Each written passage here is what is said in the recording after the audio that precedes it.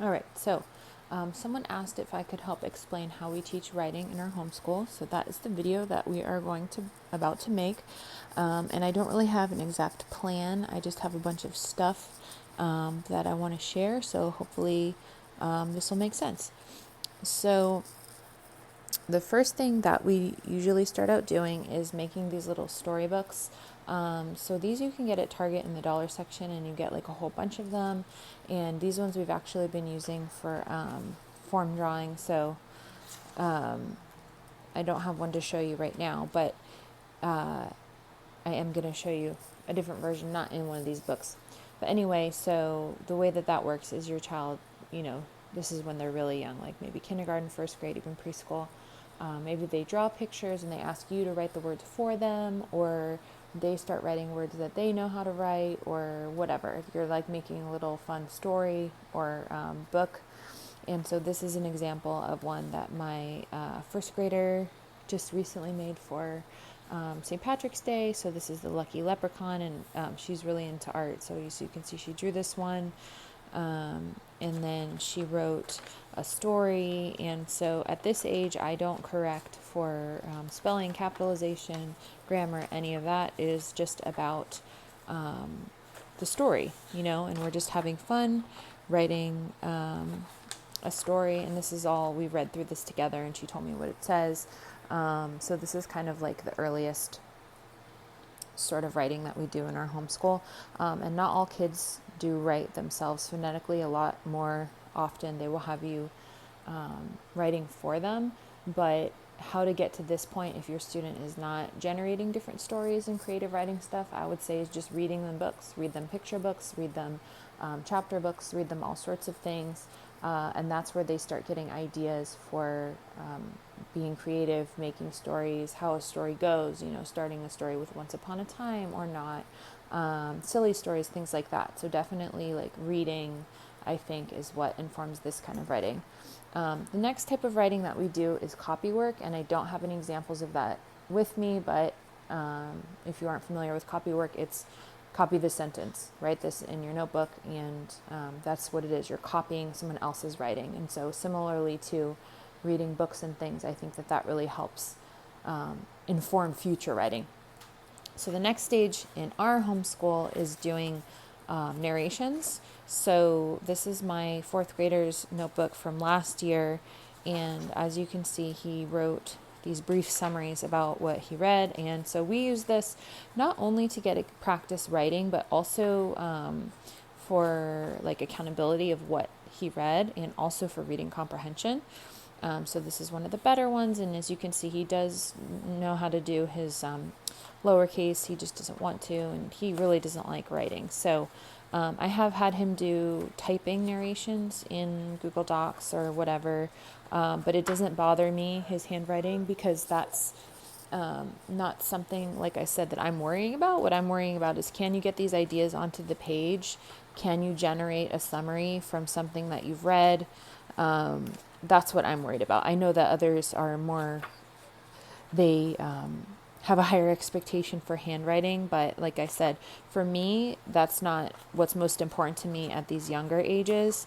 I know in the classroom they probably would have to rewrite these things, but it's more important to me the actual, what's the word, function. So I'm not form over function, if that makes sense. And this notebook is from School Nest. They have these, she has these for every grade. I didn't get those this year because they're kind of expensive, but I really like them. They have a lot of pages, and you can get like, instead of lines, you could get this dot grid. Anyway, so that's kind of like step 2 is the narration pages. And I did a whole video of this, if you look within the past like month or 2 months, about narration cards and narration in our homeschool. So again, this is like a precursor to writing, because you're using the conventions of language to generate sentences and explain what you read, So that's that. The next thing that I do is I buy different one-off curriculum type things. So this one is from Teachers Pay Teachers, and this is like the standard stuff, I think. It's called like the only the only writing curriculum you'll ever need, and it's for the classroom, and it costs $75. So I bought this with charter funds. I would not buy this myself. She does have a very generous sample where you get like this page in particular, and there's a pacing guide that tells you on day 1 do this, on day 2 do that, and it explains, I don't know where that is, I have it printed somewhere. It explains like how you go from subject predicate to like writing. We haven't done this faithfully, but this is just, I'm using this as an example of something that I would get off of Teachers Pay Teachers or maybe education.com if I wanted to work on specific like conventions of writing. Because as you can see, this one isn't like actually forming sentences. It's more like learning about sentence structure. And I do believe that there's more conventional writing stuff in this. I just don't have it on hand. So that is that. And then while we're talking about curriculum, I wanted to show you the Brave Writer curriculum. So if you're not familiar with Brave Writer, they have a couple of different types of products. So these ones are the writing curriculum. So this is not the literature curriculum. The literature curriculum, which is like Arrow, Dart, Boomerang, that stuff, that's completely separate. That has to do with literature and literary conventions and grammar and that type of stuff. This Faltering Ownership, for example, is one of the writing curriculums. So I'm just going to show you the table of contents of these, which I saw on their website is publicly available. So it's not like I'm showing you something secret. So you have first an introduction to the Brave Writer lifestyle, which it's a whole thing. But anyway, there's these different writing projects, and it tells you how to do them. And each week of the month, it has a different part of that assignment, and it says, go do this, then next, go do that. So that by the end of the month, you have a completed Wild Words, or you have a completed Dust Jacket book review. So the Brave Writer writing curriculum is really good if you're like, I don't know where to start. I don't even know what to do. I don't want to get those other writing curriculums that are so boring and it's just pages and pages of this writing instructions or extensive teacher training. If you're not looking for that, I highly suggest Brave Writer to get you started. And so this one is, I'm just trying to see what age this one is. I don't remember. I think this is 11 to 12-year-olds. I don't know what age that one's for, but then you have partnership writing. So this one's for 9 to 10-year-olds. And I'm just going to show you the table of contents. These are the writing projects. And so the way that they have writing projects is definitely like written for the age of the student. So this works really well with 9 to 10-year-olds. I wouldn't try to do this stuff with younger kids, and I wouldn't try to do it necessarily with older kids. If you do have a bunch of kids that are close in age, you could definitely make it work. But I'm talking about if you have kids that are like 6 years apart, I would not try to, give your 16-year-old these writing projects, because they're going to feel like it's beneath them. And then I have Jot It Down. And this is for the younger kids. I guess it doesn't say. These are the writing projects. And then a new product they have, which is really cool, is the skills tracker. So this is like a checklist of the Jot It Down curriculum. So we've done a bunch of stuff from this. I feel like it's a really good way. If you don't know where to start and you're looking for something telling you what to do, I would definitely recommend the Brave Writer writing curriculum. I think you can get free samples. I'm not sure. They have lots of different things on their website. The second thing I would highly recommend if you have a child who is in middle school or higher is the Brave Writer online class for middle school writing projects. I've had all 3 of my oldest students take the class. They now have different topics. So there's like writing a fantasy story, writing about history, all that. There used to just be one, and the student would pick their topic, and then the teacher helps them pick which style of writing to do. So for example, I think my daughter took that class, and then she did, actually I'm wrong, but a related thing we did ended up in PowerPoint presentation, but I think it was actually not Brave Writer. It was some other random thing I found on Teachers Pay Teachers that was like 23 creative book report styles. So anyway, I just went on a complete tangent. So definitely check out Brave Writer. if you're looking for how to get your child to generate their own ideas, there is a school of thought that believes that children shouldn't be doing creative writing until they're older because they don't have enough knowledge base. I think that's a classical approach. So that's why or maybe Charlotte Mason, that's why they should be starting with this copy work and narration first and then moving on to their own writing. And certainly classical education has its own writing curriculum, but that just hasn't been a good fit for us. So anyway, circling back before I move on from Brave Writer, the online writing classes for high school are phenomenal. They have a new offering where you can take 3 classes back to back, and it's called a semester of classes. You get a slight discount. My 10th grader is currently doing it. Her first class was about research and citation. How do we know if this is a good source or not? Is it biased? What do you look for? Things like that. Also how to cite your sources, MLA format. The second class that she just completed today was writing an analytic essay. So she wrote one about motorcycle accidents, and the teacher helped her find how to find statistical information that's reliable, how to parse it out, things like that. And the next class that she will be doing is writing, I think, about history. And like I said, my 7th grader is also currently doing a Brave Writer class, which is about a history project. So they pick a thing in history that's interesting to them. And then over the course of 4 weeks, the teacher helps them develop a writing project based on that thing they're interested in. I highly recommend it, cannot recommend it highly enough. And I honestly feel that even if you just take one Brave Writer class, because I do realize they are expensive, and we would not be taking all these classes if we didn't have the charter funding, but if you could just splurge for one class, the things that are taught to your child about how to think about things and what is the purpose of writing, how to make your writing more interesting, drawing out further ideas, I just, at least take a look. That's what I'll say about that. And then the last thing I wanted to show you is what I would call teaching guides. So these aren't curriculum, right? These are like tips about teaching writing. So the first one I want to show you is called the Writing Strategies book. And there is a Reading Strategies book, which I highly, highly, highly, highly recommend if you have a quote unquote late reader, or you're pulling your hair out trying to teach your, 2nd, 3rd, 4th, 5th, 6th grader how to read. It has extensive research-based helpful information. I think it's research-based. I actually don't know, but I used it and it worked great. They're both by Jennifer Saravallo, but this is the Writing Strategies book. So I will show you first the table of contents in this. And I believe these are written for teachers in the classroom. So that's where I had first heard about this. I follow lots of teachers on YouTube and on Instagram to get tips from them. So as you can see, this is divided by goal.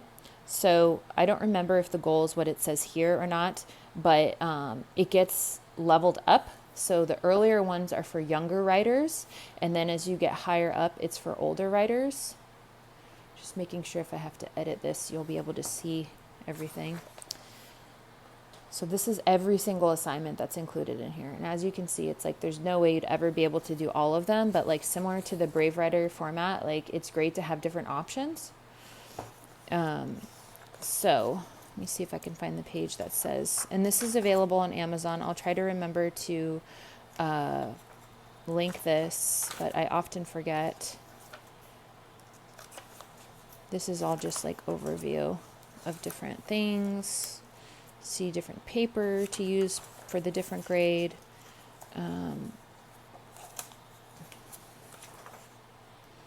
Anchor charts, all that type of stuff.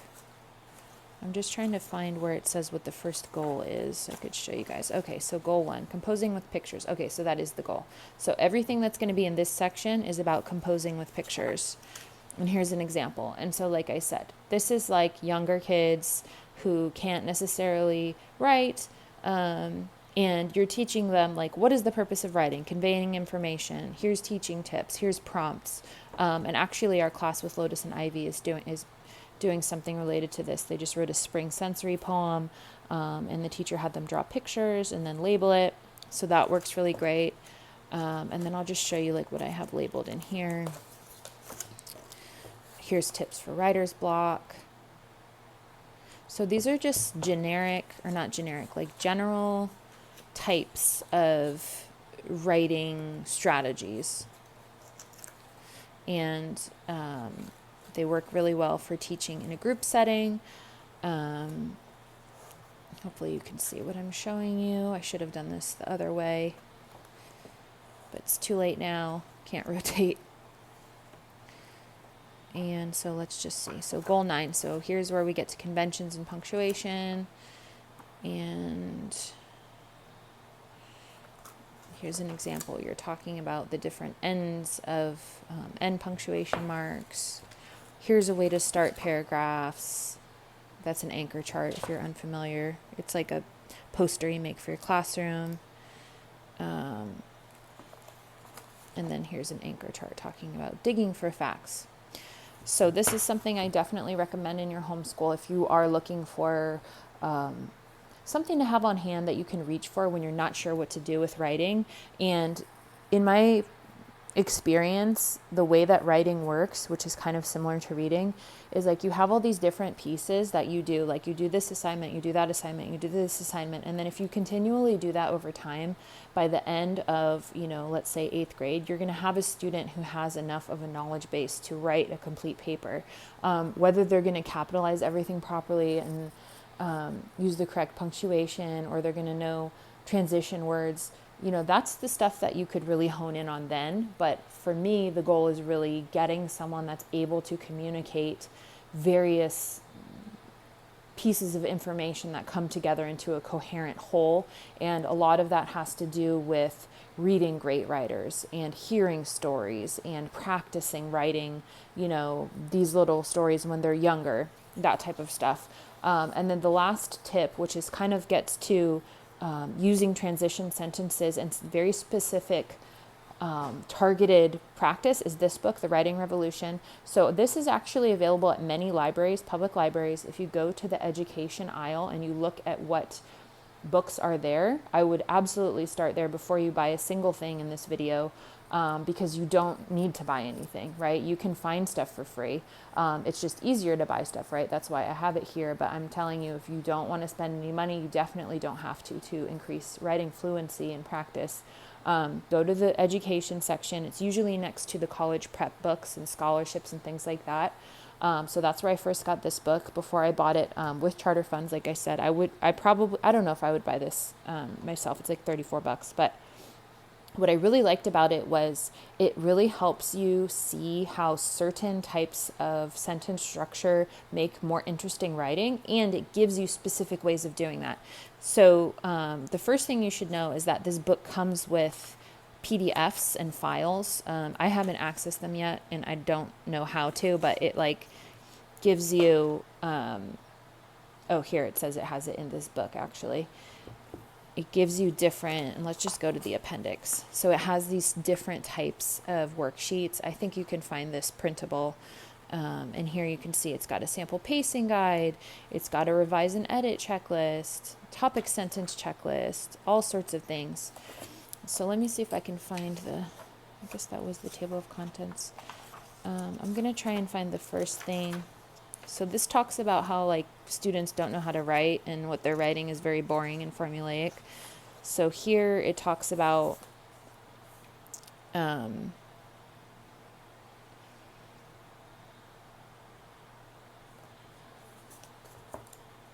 trying to read it as I'm telling you, so that's kind of hard for me to do.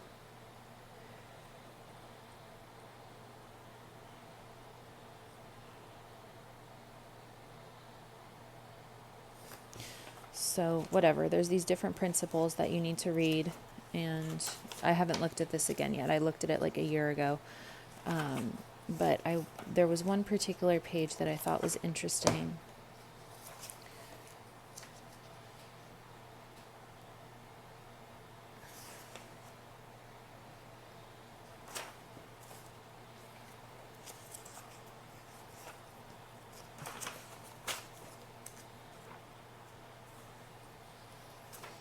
And there's a lot of similarity you can see between these different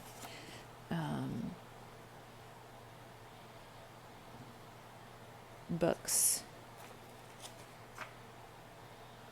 So this is talking about using different subordinating conjunctions.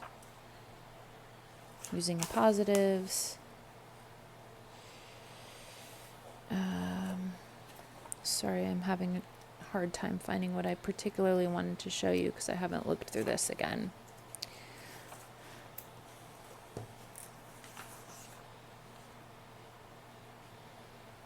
Here it talks about outlining.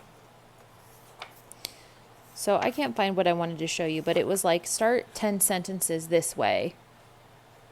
Here's like an example. So you're giving these kids the different words to convey different thoughts, and you're doing targeted practice. So, you know, for example, here's a series of transitions, and then you have the kids fill it out. So this is kind of more of the nitty gritty. I think that this is more relevant to older writers, like let's say middle school and high school, where they already are capable of doing creative writing and they already know what they want to write about, but they really need more refinement on, you know, let's say the 5-paragraph essay or what have you.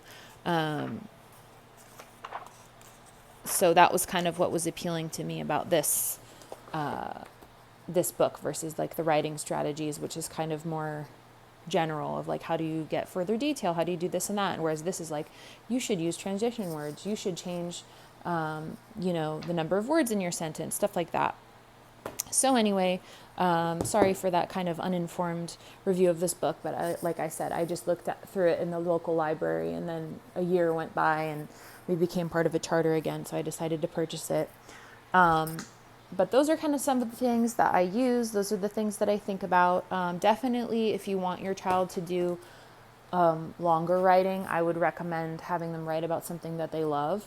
If you have a kid that's obsessed with baseball, have them write about baseball. Have them write about the history of it or a particular team or a particular player. If you have a kid who loves Minecraft, have them write about Minecraft. That's how you're going to get the longest form writing.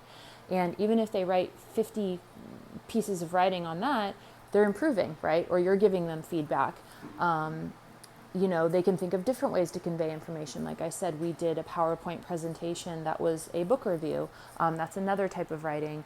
Or if you want someone to do a research project, give them a topic that's related to something they love. So for example, how do they groom the baseball fields? Or how do Minecraft developers get that job? Stuff like that. So that's kind of the thoughts I have on teaching writing. I hope that this completely jumbled, random, tangential conversation is helpful to you. Please let me know if it's not, or if there's something I said that you have another question about.